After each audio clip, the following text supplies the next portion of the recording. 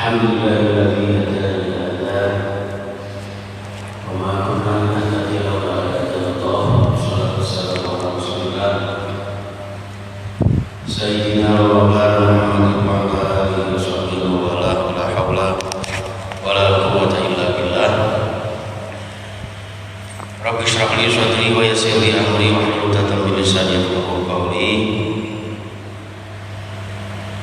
أما بعد kaum muslimin jamaah salat subuh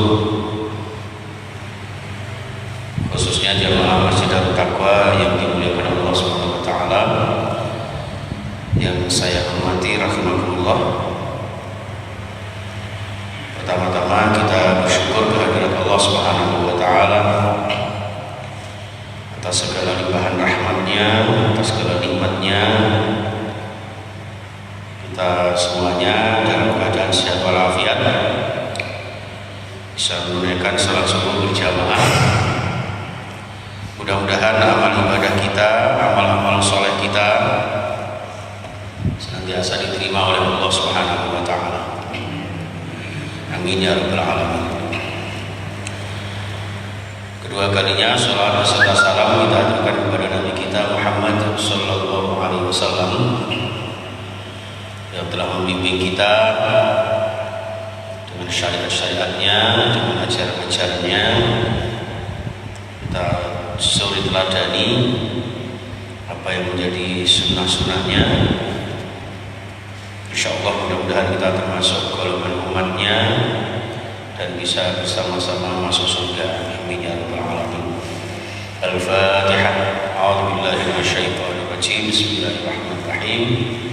Alhamdulillahirabbil alamin arrahmanir rahim maliki yaumiddin iyyaka na'budu wa iyyaka nasta'in ihdinas siratal mustaqim siratal ladzina an'amta 'alaihim ghairil maghdubi 'alaihim waladdallin.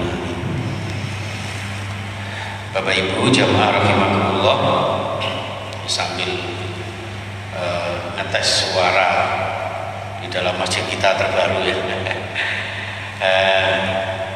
Alhamdulillah juga mudah-mudahan Allah membalas melipat gandakan di antara panjenengan, nggak usah saya sebutkan namanya, yang menyumbang AC tinggal masang, nggak usah Pak ya.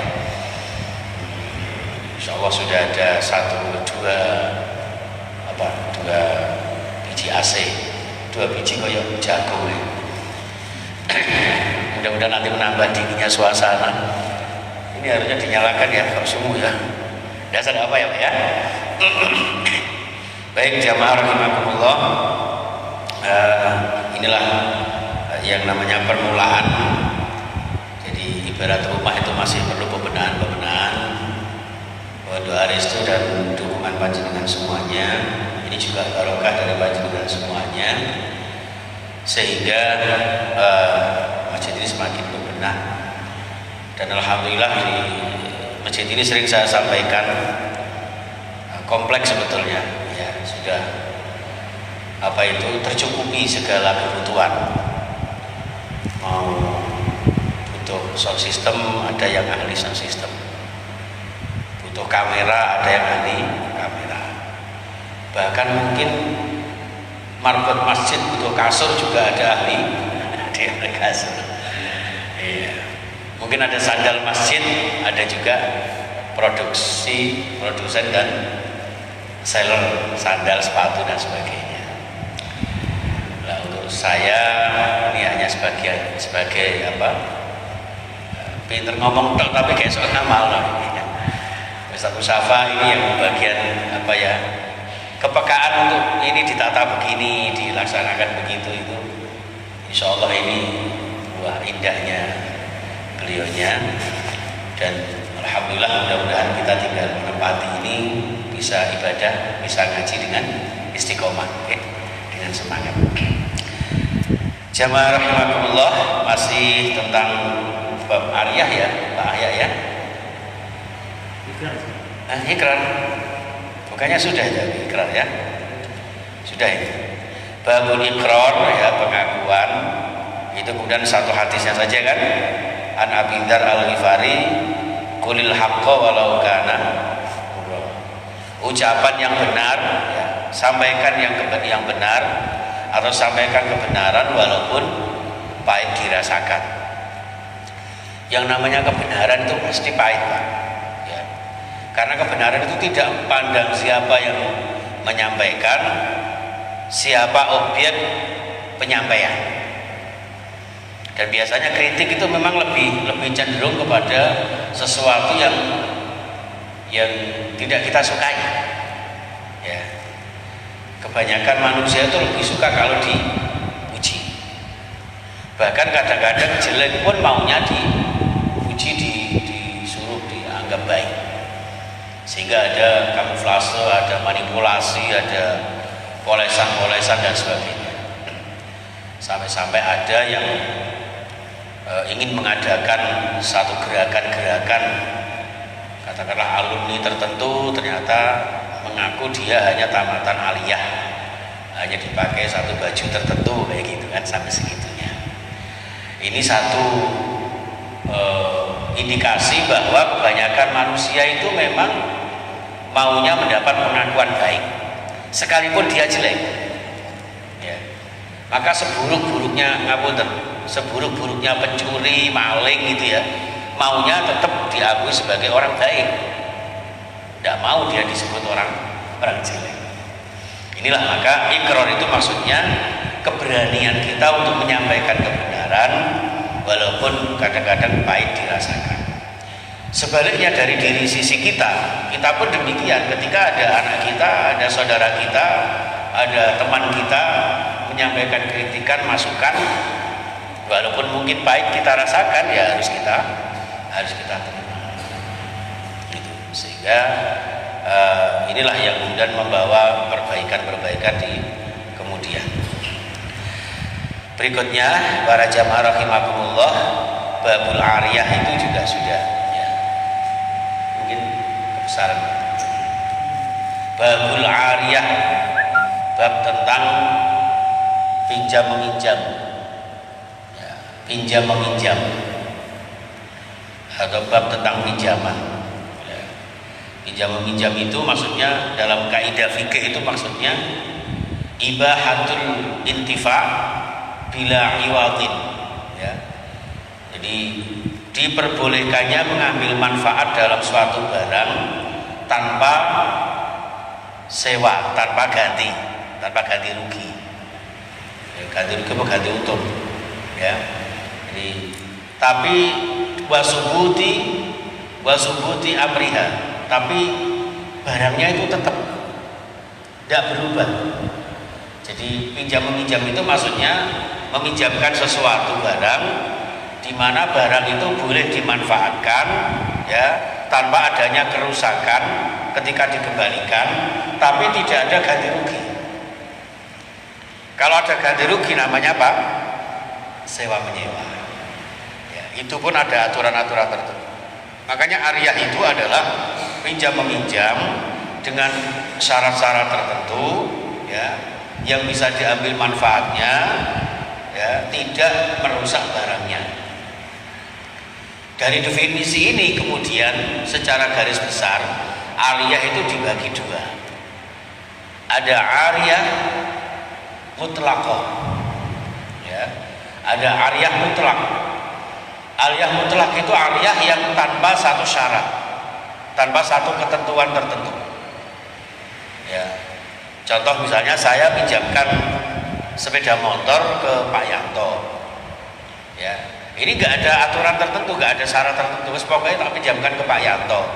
Terserah nanti Pak Yanto itu mau dipakai sendiri, apa dipakai putra putrinya, atau dipakai saudaranya. Pokoknya harus tak pinjamkan ke Pak Yanto, ini sudah saya kuasakan secara penuh, mau dipinjamkan lagi kepada siapa mau. Yang penting nanti ketika kembali kepada saya, barang ini kembali utuh. Gitu. Ada juga yang kedua, ada ariyah namanya ariyah muqayyadah. Ariyah muqayyadah itu dengan tertentu. Tak pinjamkan kepada Pak Yanto, tapi syaratnya sih pakai kudu Pak Yanto. Ya. Kalau syaratnya muqayyad seperti ini tidak boleh nanti dipinjamkan pada orang lain. Kalau mau dipinjamkan pada orang lain harus sepengetahuan saya lagi. Harus begitu. Kalau tidak, ini termasuk ghosab. Ghosab itu dosanya sama dengan mencuri. Ya, kalau mencuri kan diambil sak barang-barangnya. Tapi kalau ghosab, barangnya tetap tapi diambil manfaatnya. Ngambil sandalnya orang untuk dipakai tanpa izin, namanya ghosab. Kalau diambil sak barang-barangnya nggak dikembalikan, namanya mencuri.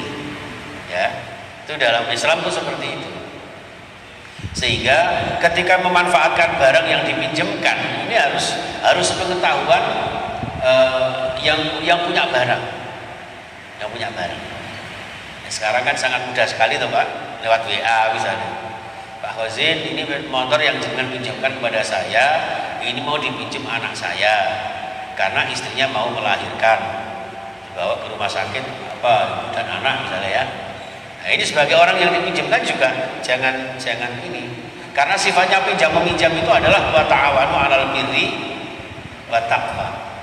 Sifatnya adalah al-mu'awanah, saling menolong, saling membantu. Sehingga dengan dasar saling menolong inilah ketika barang ini mau dipinjamkan lagi kepada orang lain, ketika orang lain yang membutuhkan, dengan syarat dia ini izin kepada yang pemilik barang, maka kalau bisa pemilik barang jangan menolak. Ya, jangan menolak. Walaupun ketika menolak juga diperbolehkan karena itu hak miliknya sendiri. Ya, saya boleh mau tidak itu kan urusan saya, barang-barang sendiri, gitu kan. Tapi sebaiknya tidak saklek begitu. Inilah jamaah sekalian, betapa indahnya Islam itu dinamis, yang milik barang juga tidak pelit. Kemudian yang menggunakan barangnya orang lain juga harus bertanggung jawab. Maka di sini kemudian disebut dengan al-ariyah, itu dasar utamanya adalah al-amanah. Apa amanah itu? Dapat dipertanggungjawabkan pemakaiannya. Cara bahasane kasare ojo sak karepe dhewe lah. Mentang-mentang dipinjemi koncone terus gunakno sak karepe dhewe.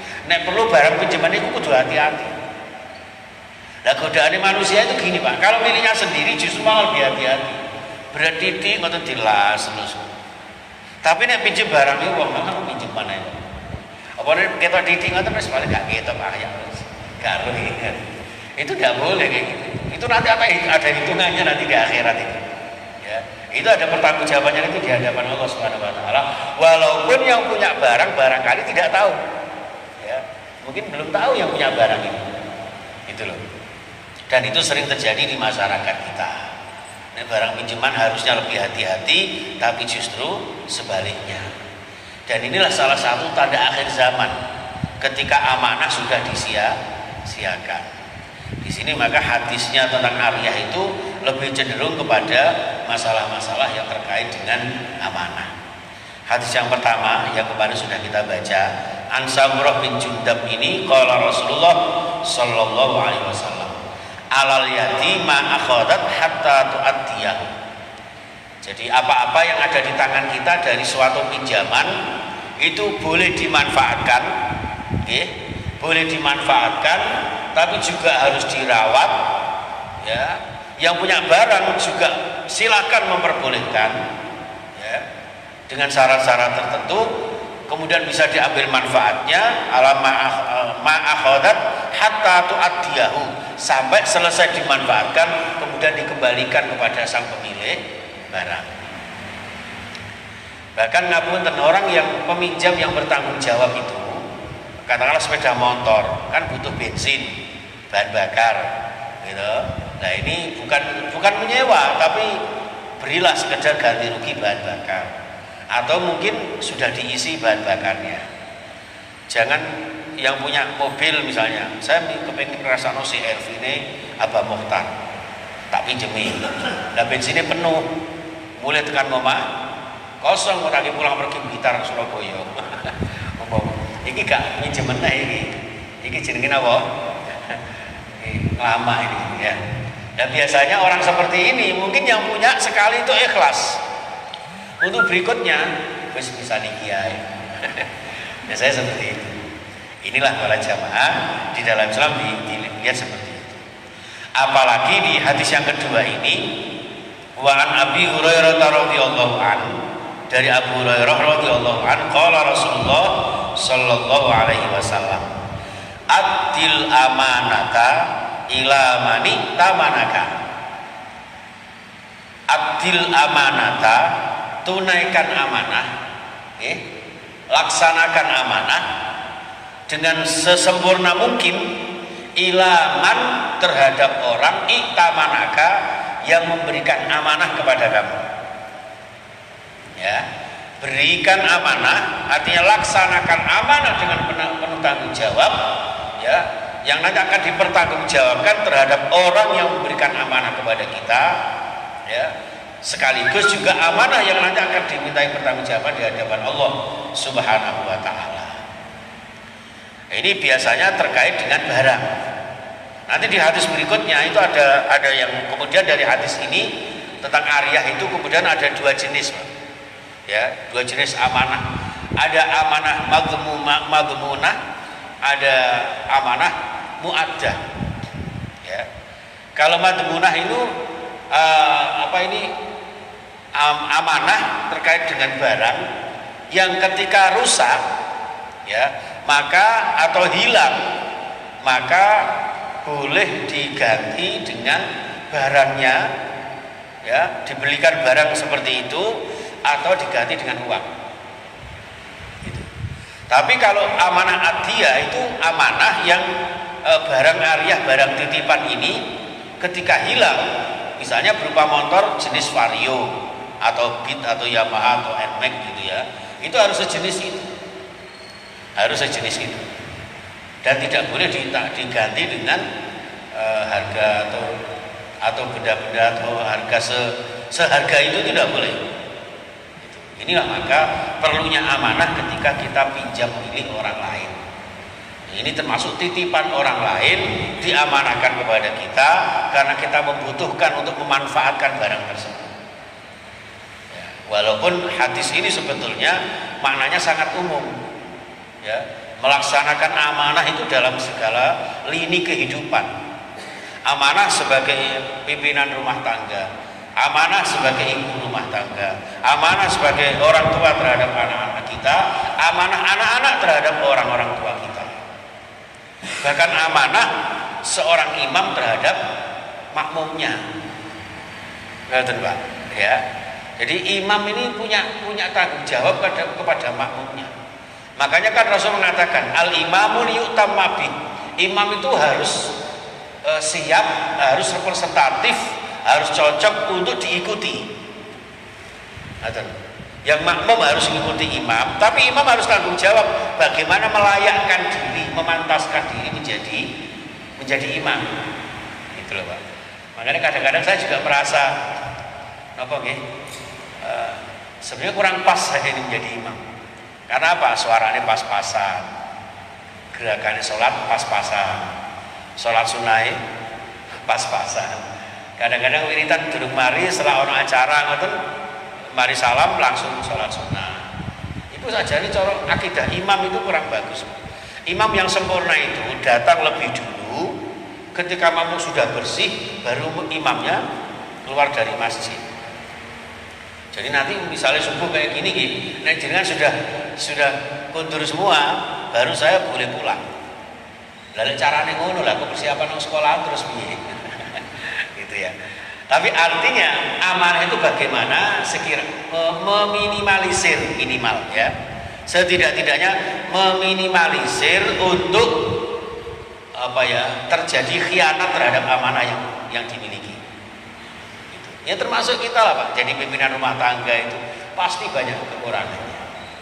Dan orang yang baik itu yang merasakan betapa banyak kurangnya kita. Oh, kadang-kadang ngapunten nggih. Imam ngoten niku wis tak enak-enakno suarane ngoten. Dilale malah watuk ngono gitu. Wah, jane suara pas-pasan. Ya kayak Ustaz Aziz, Ustaz Haji, nggih. Qori-qori itu bagus. Termasuk Mas Raihan itu bagus yang biasanya. Gitu kan. Jadi oleh karena itu ya akhirnya ini jangan sampai terjadi riya. Kita hanya berusaha bagaimana supaya makmum ini merasakan walaupun tidak begitu indah tapi ya merasakan tentremnya sholat gitu loh. Jadi sholat itu benar-benar bisa dirasakan. Makanya ketika pertama kali di lantai 2 ini suaranya kan menggema. Kalau untuk ceramah mungkin agak terganggu ya untuk mendengarkan. Tapi kalau untuk imam, untuk bacaan, saya bayangkan di Masjid Nabawi ya, atau di Masjidil Haram, atau minimal di Masjid Agung, suaranya kayak gini. Atau di Masjid Gubernuran, itu suaranya kayak gini. Nah, ini nanti juga monggo setelah ini nanti dikasih masukan ya, setelah kemarin ada beberapa revisi tentang inilah, ini untuk suara saya ini ceramah seperti ini bagaimana gitu. Ini salah satu bagian dari amanah ya, adil amanata ila mani tamanaka. Jadi kalau menerangkan amanah itu sangat luas loh Pak ya. Amanah itu termasuk caleg-caleg ya, tim sukses presiden barang itu amanah semua loh Pak. Oke, direwangi gue kira atau ILC barang atau itu semuanya amanah. Itu hati-hati sekali. Oke, jangan sampai nanti kalau jenengan amanah yang begitu berat ini kita cari. Salah satu indikasi zaman akhir itu kan orang justru mencari amanah ya. Wes amanah begitu berat tapi mencari terus sampai direwangi bayar orang untuk memilih dia. Sampai segitunya, padahal amanah itu berat rasanya. Makanya di Al-Qur'an itu inna aradnal amanata apa itu? Ila samai wal ardi fa'abaina wa asfaqna wa hamalaha al-insan. Ya. Pertama kali amanah itu sebetulnya mau dititipkan kepada langit dan bumi, Pak. Mereka menolak coba. Fa'abaina wa asfaqna wa hamalaha al-insan. Lalu kemudian justru manusia yang ditawari itu mau. Wa kana al-insanu dzuluman jahula. Maka manusia itu termasuk manusia yang selalu berkarakter zalim dan bodoh. Wis rene amanah iku abot kok digoleki ngoten. Jadi anggota DPR wakil rakyat itu abot Pak. Mewakili orang sekian banyak. Tapi kan direwangi ke sana kemari gambar besar-besaran. Kadang sumpek gitu loh, ono sing miring, ono sing menceli dan sebagainya. Masya Allah ya. Tapi inilah dinamika kehidupan kita. Bagaimanapun juga, monggo kula jenengan dalam sekup apapun, dalam visi dan misi apapun, laksanakan secara amanah. Dan berikutnya, wala tahun man khonaka, dan jangan mengkhianati orang yang mengkhianatimu. Sekalipun orang mengkhianati kita pun dilarang membalas untuk mengkhianati. Ya, tidak boleh, istilahnya balas dendam itu tidak boleh. Apalagi orang yang memberikan amanah kepada kita, lalu kita khianati. Selagi orang yang mengkhianati kita itu loh, kita tidak boleh mengkhianati dia, membalas untuk berkhianat kepada dia. Ini yang berat. Oke, jadi ini monggo kita berusaha untuk bagaimana kita menjadi orang yang amanah. Rawahu Tirmidzi wa Abu Dawud wa hasanahu. Ini termasuk menurut Imam Abu Dawud, hadis ini dianggap sebagai hadis hasan. Wa sahhahahu Al-Hakim, tapi Imam Hakim mengatakan hadis ini sahih. Ya, wastankarahu Abu Hatim Ar-Razi, dianggap hadis mungkar. Ya, hadis yang sesuatu ada yang tertinggal. Wa akhrajahu jamaah min al-hufaz, tapi hadis ini dikeluarkan sekian hafidz hadis, sekian ahli hadis ya, sehingga wa huwa syamilun lil ariyah. Maka hadis ini sangat representatif, sangat cocok untuk hujjah dalam bab tentang ariyah, tentang pinjam meminjam. Saya kira itu mudah-mudahan sekelumit untayan hadis Bulughul Maram tentang ariyah ini akan kita lanjutkan pertemuan berikutnya, dan mudah-mudahan dibarengi dengan hidayah Allah Subhanahu wa taala sehingga membawa barokah kepada kita semuanya ya, dan membawa barokah kepada keluarga kita, anak-anak cucu kita. Amin ya rabbal alamin. Ada pertanyaan yang disampaikan? Monggo, sabun. Kalau sudah, kita tutup dengan doa. Bismillahirrahmanirrahim. Kita usahakan ya Pak ya, walaupun sedikit kita tutup dengan doa, karena akhir-akhir ini banyak musibah baik personal, rumah tangga, apalagi bencana alam. Ya, mudah-mudahan mudah-mudahan kita semuanya diselamatkan Allah Subhanahu wa taala, dan dengan doa inilah yang menjadi senjata utama kita sebagai seorang mukmin. Bismillahirrahmanirrahim. Allahumma shalli wa sallim wa barik ala Muhammad wa ala alihi ajmain. Alhamdulillahirabbil alamin. Hamdan yuafi ni'amahu wa yukafi mazidah. Ya Rabbana lakal hamdu kama yanbaghi li jalalika wa 'azimi sultanika ya Allah ya Rahman ya Allah ya Rahim. Irhamna bi rahmatika ya arhamar rahimin. Allahumma ighfir lana wa liwalidina warhamhum kama rabbawna shighara wa limasyayikhina wa limuallimina وللمسلمين والمسلمات والمؤمنين والمؤمنات الأحياء منهم والأموات. اللهم علمنا ما جهلنا وانفعنا بما علمنا برحمتك يا أرحم الراحمين. اللهم أعنا على ذكرك وشكرك وحسن عبادتك يا الله. ربنا لا تزغ قلوبنا بعد إذ هديتنا وهب لنا من لدنك رحمة إنك أنت الوهاب. Ya Allah, ampuni dosa-dosa kami, dosa-dosa kedua orang tua kami, ayah ibu kami, ya Allah, para sesepuh leluhur kami, baik yang masih hidup bersama kami maupun yang sudah mendahului kami. Ya Allah, orang tua kami yang masih hidup, yang sedang sakit, ya Allah, sembuhkan sakit beliau, ya Allah, sehatkan jiwa raga beliau, ya Allah, panjangkan usia beliau, ya Allah. Ya Allah, orang tua yang sudah mendahului kami di alam barzah, ya Allah, terimalah amal-amal soleh mereka. Ya Allah, terimalah taubat mereka, ampuni dosa-dosa mereka, lapangkan alam kubur mereka, jadikan alam kubur mereka menjadi pintu surgamu, ya Allah, jauhkan dari siksa kuburmu, ya Allah. Ya Allah, kami semuanya jamaah Masjid Darut-Taqwa serta kaum muslimin muslimat, ya Allah, mohon kehadiratmu, ya Allah. Ampuni dosa kami, terimalah amal ibadah kami, ya Allah, terimalah amal-amal soleh kami, terimalah taubat kami, sehatkan jiwa raga kami, kabulkan hajat-hajat kami, mudahkan segala kesulitan kami, lapangkan rezeki kami, berkahi dunia dan akhirat kami, sekeluarga kami, ya Allah. Rabbana atina fid dunya hasanah wa fil akhirati hasanah wa qina adzabannar. Walhamdulillahirabbil alamin. Subhanakallahumma wa bihamdika asyhadu an la ilaha illa anta astaghfiruka wa atubu ilaik. Assalamualaikum warahmatullahi wabarakatuh.